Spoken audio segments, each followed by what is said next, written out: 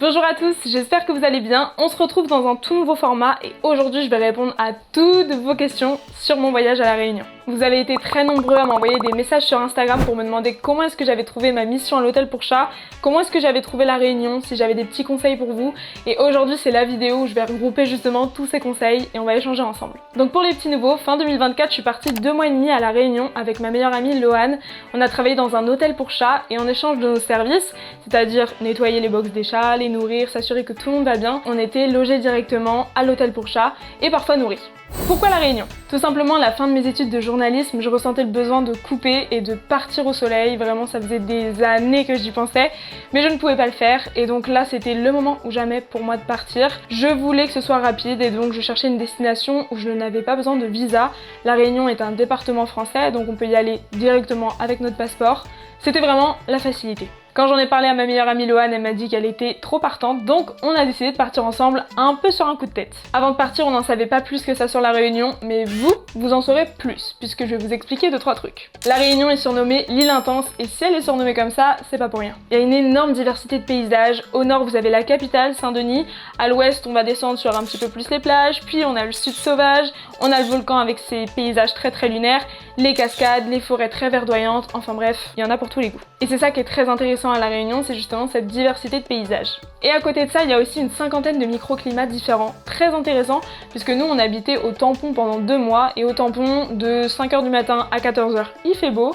À partir de 14h, ça commence à se couvrir et il peut même pleuvoir après pour le reste de la journée, même si c'est de la pluie fine. Mais donc du coup, à 14h avec Loane, ce qu'on faisait généralement, c'est qu'on prenait la voiture, on faisait 20 minutes de route, on arrivait sur Saint-Pierre, sur la côte, et là, grand soleil, on pouvait se baigner tout le reste de la journée. Et si vous pensez que La Réunion c'est que de la plage et du soleil, sachez qu'il y a énormément de relief et donc du coup on peut monter dans les hauteurs et perdre facilement quelques degrés. Quand on grimpe dans les hauts de La Réunion, il y a même des maisons où il y a des cheminées parce que quand c'est l'hiver là-bas, donc juin, juillet, août, il fait assez froid et les gens ressentent vraiment la nécessité de se chauffer. L'île intense, je le répète, aussi bien au niveau des paysages que du côté sportif puisque La Réunion c'est l'île de la randonnée par excellence. Il y a énormément de sentiers à faire à La Réunion à la fin de chaque randonnée qui vont de 10 minutes à parfois 3 heures. Il y en a pour tous les goûts, il y a beaucoup de dénivelé, il y a des sentiers très courts, des sentiers très longs et généralement à la fin de chaque randonnée vous avez un point de vue, une cascade ou un bassin, ça vaut vraiment le coup.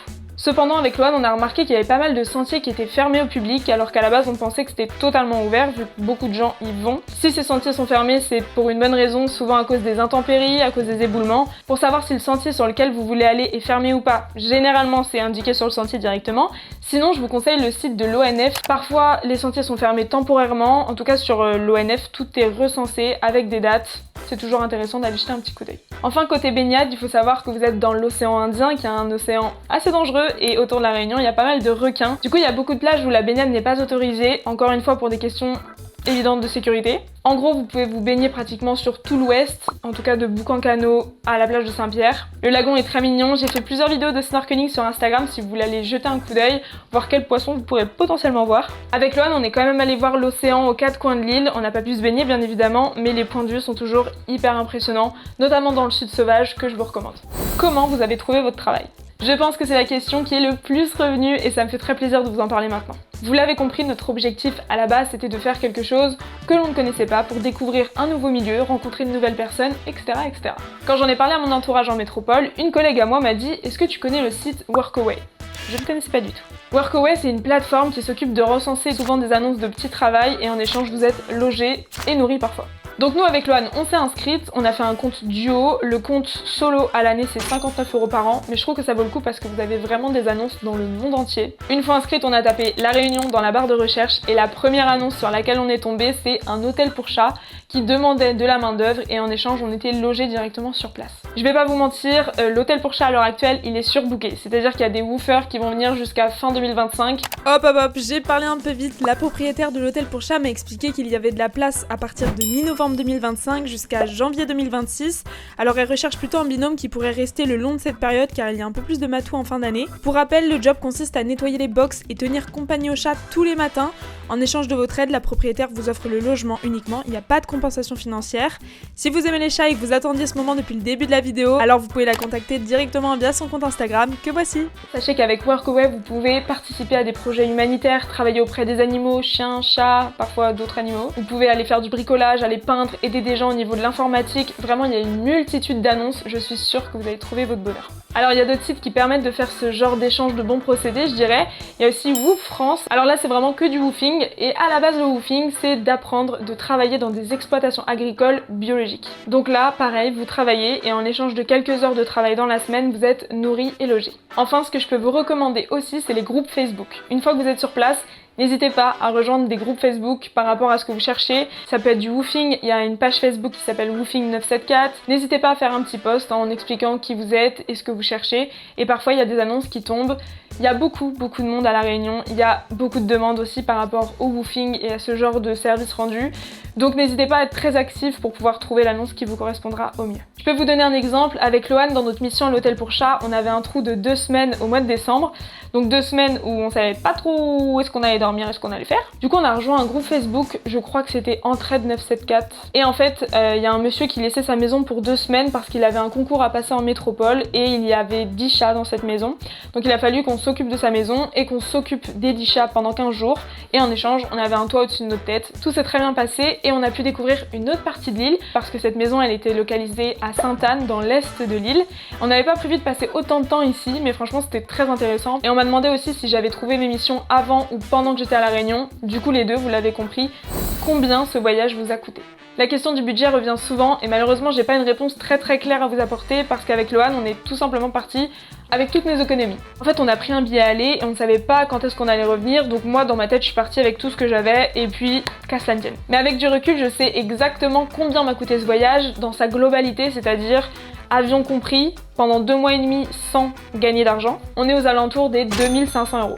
Là vous vous dites ça fait beaucoup, et c'est vrai, mais déjà on va enlever 1000 € d'avion. Concernant ce billet d'avion, on a pris un billet aller sans prendre de billet retour. Je savais pas du tout, mais prendre un billet aller-retour, ça te revient à moins cher que de prendre un aller, puis plus tard un retour, bon à savoir. Le billet aller nous a coûté 450 € fin octobre, et le billet retour a coûté 250 € à Loane avec son bagage inclus. Et moi il m'a coûté 512 € parce que je me suis décidée trop tard à prendre ce billet. Je voulais faire une surprise, enfin j'ai pas du tout géré. Donc si on met l'avion de côté, on a dépensé environ 1500 € sur place. À La Réunion, le coût de la vie en général est plus cher de 9% et c'est vraiment à prendre en compte parce que quand vous faites vos courses, vous vous rendez bien compte que le panier moyen il est plus cher. Pour vous dire, on a déjà vu des yaourts, genre 4 yaourts à 7,20 €. Je dirais que notre panier moyen avec Loane pour une semaine, pour 2 personnes donc, était d'environ 60 €, en sachant qu'on cuisine énormément. Et quand on cuisine soi-même, ça revient toujours moins cher que d'acheter des plats préparés, etc., etc. Deuxième point important, la voiture. Sans voiture à La Réunion, ça va être très compliqué. Pour vous dire, on a été en panne de voiture pendant 15 jours, et pendant 15 jours, on n'a vraiment pas fait grand chose. Alors à La Réunion, on peut se déplacer en bus, on a un car jaune qui fait le tour de l'île, qui a 1 €, symbolique, ça nous a permis notamment d'aller de l'aéroport à chez nous au tampon. Mais bon après ça devient très vite compliqué, le week-end et les jours fériés les bus sont blindés, on a déjà attendu plus d'1 heure un bus dans lequel on n'a jamais pu monter parce qu'il y avait trop de monde et que les femmes et les enfants d'abord, c'est normal. On a très vite compris que si on voulait faire toutes les randonnées qui étaient prévues, voir toutes les cascades, etc., fallait qu'on loue une voiture. Là aussi j'ai mon petit conseil, louer à des professionnels, à des entreprises qui sont connues, puisque eux si vous avez un problème, ils ont de bonnes assurances et ils sauront comment faire. Quand vous arrivez à l'aéroport, il y a un comptoir avec tous les loueurs de voitures, essayez de vous renseigner un peu avant, savoir quel budget vous voulez mettre. Nous, en voyant notre budget, on a trouvé un loueur qui était très bien, qui s'appelle Tropic Car. Donc c'est ce que je peux vous conseiller parce que c'est ce que je connais, tout simplement. Après, vous l'avez compris, du côté du logement, on n'a pas payé de logement puisqu'on a été hébergé à l'hôtel pour chat et dans la maison qu'on a gardée. On a quand même payé 2 Airbnb, un quand on est arrivé en sortant de l'aéroport, 50 € la nuit, 25 € par personne, et un quand on est parti, on a fait une semaine à Saint-Leu. Pareil, c'était 50 € la nuit et c'était super bien. Dans ces 2 Airbnb différents, on avait une piscine, des locaux adorables qui nous ont enseigné plein de choses. Enfin, du côté des activités, on a fait beaucoup de choses gratuites, comme aller à la plage ou faire des randonnées. D'ailleurs, pour les randonnées, on n'a jamais payé de guide. Moi, c'était une question que je me posais en amont, est-ce qu'on a besoin de quelqu'un pour aller marcher? Mais non, puisqu'il y a vraiment tout sur internet, il y a beaucoup de blogs qui expliquent très bien les sentiers, et puis sur place, il y a aussi beaucoup de monde généralement, et donc les gens se suivent assez facilement. Ce qu'on a payé et ce qui valait vraiment le coup à mes yeux, c'est mon cours de plongée. Faire de la plongée sous-marine à La Réunion, c'est quand même intéressant. Loane, elle a fait du parapente à Saint-Leu et elle était trop contente. On est allé à Kélonia aussi, c'est le musée, le centre de recherche des tortues de La Réunion. Et enfin, l'une des meilleures sorties qu'on a pu faire, c'était une sortie sur un bateau pour aller voir les dauphins en mer. Je crois qu'on a payé cette sortie 37 € par personne et je regrette absolument pas, puisque déjà à bord du bateau, il y avait une super ambiance, on nous a offert des petits samoussas, le verre de l'amitié. Faire une sortie en bateau à La Réunion, je pense que c'est quelque chose à faire. Vous avez mangé quoi à La Réunion ? À La Réunion, qu'est-ce qu'on mange? On mange très bien et ça me manque vraiment. Quand je vous parle de La Réunion, je suis sûre que vous avez des plats là qui vous viennent en tête. Je suis sûre que vous allez me dire rougail saucisse par exemple. Exactement. À La Réunion, il y a des plats phares comme le rougail saucisse, le curry poulet, le curry volaille, le boucané de porc. C'est des plats en sauce très mijotés, très épicés parfois, mais vraiment très très bons. Mais que serait La Réunion sans ces fameux samoussas? Je ne savais pas, mais les samoussas sont très présents à La Réunion. D'ailleurs, il y a des petites cases en fait le long de la route. Des petites cases, c'est des petites échoppes si vous voulez, où les gens font leurs samoussas eux-mêmes et les vendent. Nous à Trois-Mars, il y avait une case de samoussas qui était incroyable, où ils faisaient des samoussas à la dagatine. La dagatine, c'est le beurre de cacahuète de là-bas. Bringel, c'est aubergine. Ils faisaient des samoussas au poulet, etc., etc. Et des super samoussas au fromage. D'ailleurs, le samoussa au fromage, c'est vraiment une découverte de La Réunion. J'adore. Pareil pour les bonbons piments et les piments farcis. Je vous recommande tout ça, goûtez. Moi là-bas, je suis quelqu'un qui mange pas du tout épicé parce que je le supporte pas du tout. Et au final, j'ai adoré manger leur rougail avec tous les plats qu'ils me proposaient. D'ailleurs, si la gastronomie réunionnaise vous intéresse, n'hésitez pas à faire un cours de cuisine sur place. Et surtout, allez au marché forain de Saint-Pierre le samedi matin. Vous êtes obligés d'aller voir ce marché. Est-ce que vous avez vécu le cyclone?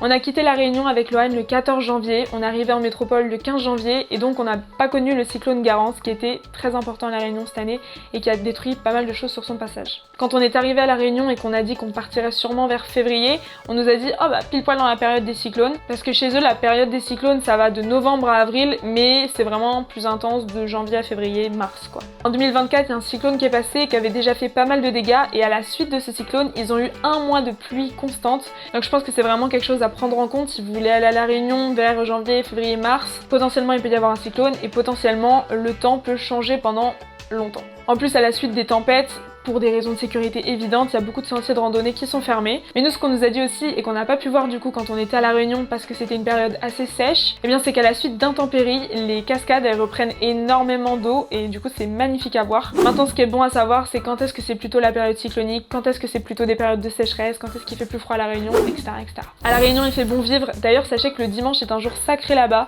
Les Réunionnais adorent pique-niquer au bord de la plage toute la journée. D'ailleurs, on n'est pas sur des petits pique-niques sandwich triangle et tout. Non, non, non, non. Ils ramènent leur marmite, on fait des barbecues ensemble et tout, ça échange, c'est vraiment génial. Et pour les filles qui voulaient savoir si c'était safe quand on est une femme qui voyage seule, pour moi oui, totalement. En 2 mois et demi, je n'ai jamais été embêtée une seule fois et toutes les femmes avec qui j'ai pu échanger sur place partagent le même avis. Enfin, côté festivités, à part lors d'un baptême créole, on n'a pas vraiment eu l'occasion de danser pour être honnête, mais on a quand même vécu des moments très forts qui restent gravés dans ma mémoire. On a eu quelques petites remarques notamment sur les réseaux sociaux quant à notre présence en tant que métropolitaine sur l'île. Je peux comprendre tous les points de vue, maintenant je vais garder que le positif de mon voyage. Personnellement, j'ai fait de très belles rencontres et je suis trop contente d'avoir fait ce voyage. Je vous remercie 1000 fois de nous avoir accueillis pendant ces 2 mois et demi. Et vous, si vous souhaitez partir, je peux que vous conseiller d'aller faire un tour là-bas puisqu'il fait bon vivre. Et voilà, en fait c'était trop bien. C'est déjà la fin de cette vidéo. Si elle vous a plu, n'hésitez pas à vous abonner, à mettre un petit like. Profitez, voyagez, vivez, respectez les autres, respectez l'environnement et tout se passera bien. On se retrouve très vite pour une nouvelle vidéo. Gros bisous!